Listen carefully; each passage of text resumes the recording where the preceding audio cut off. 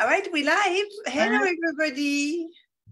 Happy Monday, everyone. Yeah, happy Monday. So today we're so excited with the topic today, right? The question is really great. Why do we always go back to the same heavy mood, Yes. regardless of what's happening in our life, right? So we can have fun, joy, happiness, and then we can go to a party, we can accomplish something, and then downtime, Yes. right? Yes. Oh my God. I've been experiencing that a lot lately. Yeah, and each of us have our own downtime, right? For example, for me, it's profound sadness, right? All my life, profound sadness. What's yours, Abby? Mine is like a heavy stuckness, it's like a heavy weight. I just feel like, you know. Yeah. So why are those moods, right, constantly coming back? Yep. So it's the when you disentangle your ego, right? The illusion the Buddhists speak about, that I call the ego, but you could call it your persona, your personality, your identity. This is the overall mood of your ego. This is the last most profound thing you get to, right? It's like the water for the fish or the air for the bird. It is the mood that you live inside of, right? And it seems to be like a revert button. Yeah. Is that how you say it? Yeah. Yep. So, by the way, before everybody gets depressed and think you are doomed, when you get what it is for you, you will be able to get free from it, right? So, to explain to everybody, Abby, before I invite everybody to come and disentangle their ego with us, right, at the end of October. Yep. Everybody, you might have heard it before, right? But you incarnate, you have 1 year or two of total grace and being one with the universe, being one with everything, no ego, no identity, no character, marvelous. And then, boom, the fall from grace and the fall from innocence. So the best way to understand that, right? If you look at a mood like, it's so difficult to explain because you have to have an experience of it, right? But you could say that a bird in the sky, no, you could say that a fish is in the Mediterranean Sea. Yep. So there will be a specific amount of salt and, I don't know, temperature of the water, but there is some fish that are in the Alaska water. Right. That's another mood. Yes. Then there is the Atlantic Ocean and then there is the Pacific Ocean, right? So just think of those oceans as different moods. Yep. If you took a fish out of the Mediterranean and put it in the Antarctica Sea, I think it would be tough. Yep. Right? Yes. So when you have, at the age of 1 or 2, when you have this fall from grace and you forget who you really are and you identify with what you are not that you think you are, yep, there goes a mood. You really want to look at it as if you were taken out of a mood that I best describe as love, infinite possibility, right? Total harmony, joy, and perfection. Yep. You're taken out of that into fear. Yep. Right? And there is an emotion, like a mood that goes with it. Yes. And until you discover what that mood is and what you did with it, you will spend your entire life with this reset button. Yes. You will have moments of joy and happiness and power and winning. And then even after a great time, you'll revert to that mood. If you don't know what it is, because that which you do not know has you. Yes. But that which you learn and own, you have it. Oh my gosh. This Yes. is why awareness is so the ultimate power, like Karen always says, because when I go to this great party, everybody, I mean, really just extraordinary, on a beach where there was no one, a little white house, like a cabin, absolutely glorious with the most beautiful people. And I come back home and there is a sadness. Yep. After, I mean, the 1st of October, we were swimming. How extraordinary is that, right? Yes, yep. But if I didn't have awareness, it would have used me and I would have made up a lot of stories about it. I can't be happy. I'm too serious. I'm too significant. Why am I always sad? My life has been a series of sad things. And you go on like snowball, right? You gather momentum and it gets bigger and bigger and bigger. Absolutely, it does. Really quickly. As you roll down the mountain. Yes. Yeah, I love what you're saying, Sophia. This is such an important topic because I think we don't realize how threatening joy and pleasure and inspiration and love can be to the part of ourselves that just its whole job is to protect us. And well, yeah, go ahead. I mean, it's so good what you're saying. Go ahead. It's powerful because we don't realize, like you said about the fish, how familiar we are with whatever mood we're swimming in, which is different than emotions, right? Like emotions can lead you to that overarching mood, but it's amazing how even if you're suffering, you're comfortable inside of that mood. Yeah. And the whole system is designed, the whole system of identifying with who you think you are, that you are not, also called the ego. The whole system is very threatened by freedom, joy, happiness, harmony, because yes, it will attack the whole constructions and the whole design. I have goosebumps. It's so real. The mood of that system is what keeps the whole system together. So if you get to the mood, the system will fall, right? Yes. Yeah, it's like, pulling one string of a sweater or something. If you the whole thing starts to unravel, it gets scary. The experience is fear, and often in different capacities. But it is amazing how what I've been finding lately is that the only way for me to work with that mood is to ask myself questions. I can't force myself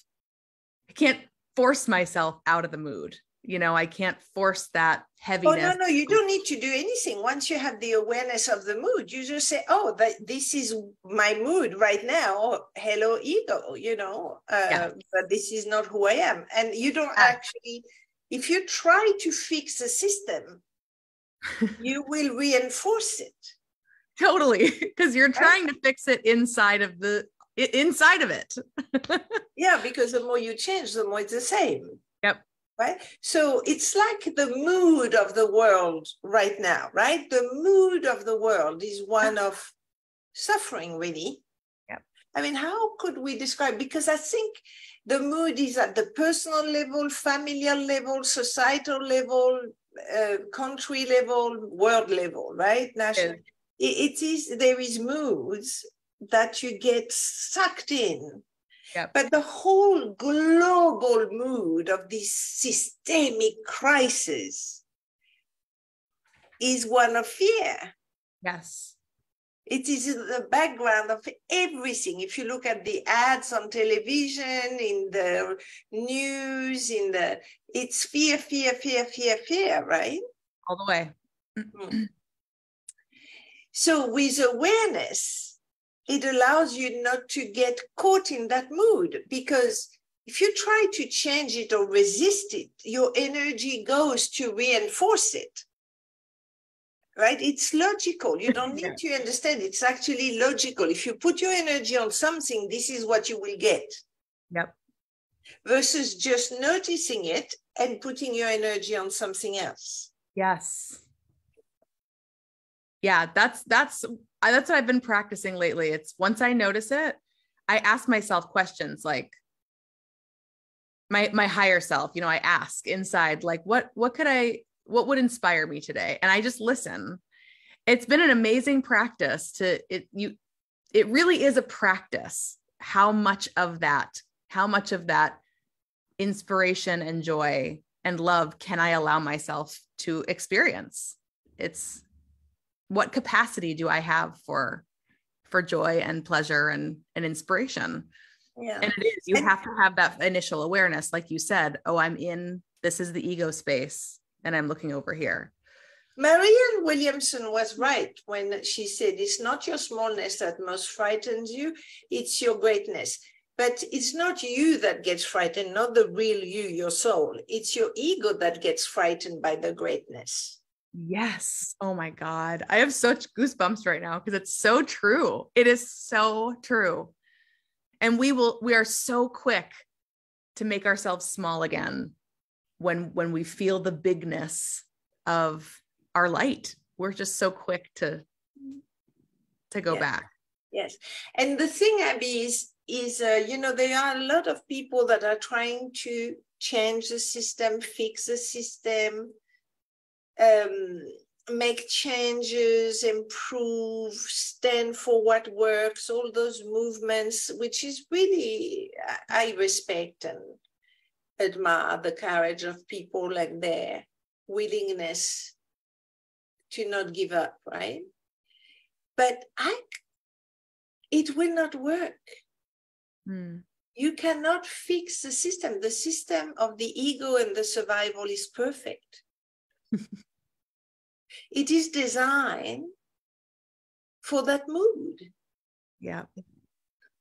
That mood is the water we swim inside of the world of survival, right? So you just need to get out of survival. This is why awareness and consciousness and disentangling your ego is so important. There is nothing else more important in the entire world than actually understanding how trapped you are in the illusion of surviving.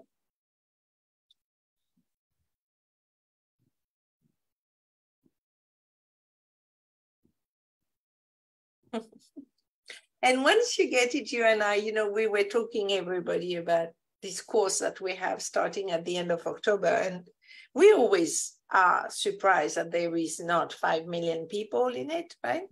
Truly.